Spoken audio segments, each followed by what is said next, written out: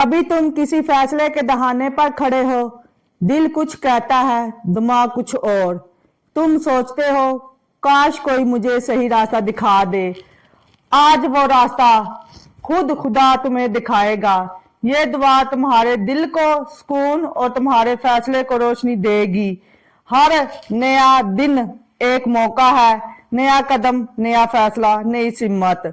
लेकिन अगर तुम खुदा की रहनुमाई के बगैर चले तो कभी रोशनी के बीच भी रास्ता खो बैठते हो।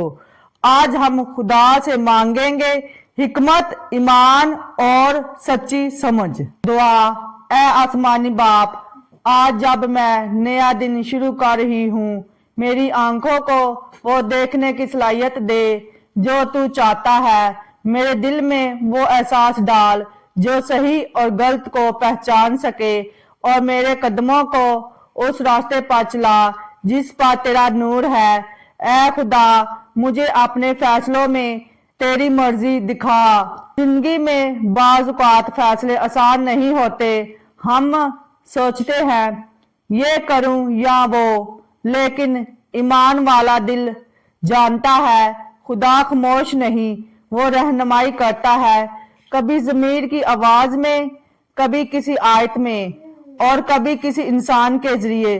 बस दिल सुनने के लिए तैयार होना चाहिए। याकूब का खत, उसका पहला बाब, उसकी 5 आयत में लिखा है, अगर किसी को हिकमत की कमी हो तो वो खुदा से मांगे जो सबको फियाजी से देता है और मलामत नहीं करता।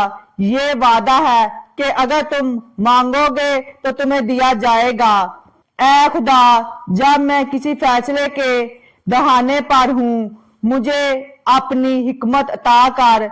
मेरी जुबान को सच बोलने की ताकत दे, मेरे दिल को सब्र दे और मेरी अकल को रोशनी दे। मैं अपनी मर्जी नहीं, तेरी मर्जी चाहती हूँ, क्योंकि मेरा यकीन है तेरा फैसला हमेशा बेहतर होता है। अगर तुम भी जिंदगी के किसी फैसले में उलझे हुए हो तो याद रखो खुदा तुम्हें अकेला नहीं छोड़ता। बस दिल से दुआ करो और वो तुम्हें जरूर रास्ता दिखाएगा। सुबह सिर्फ दिन की नहीं, ईमान की भी नई शुरुआत है।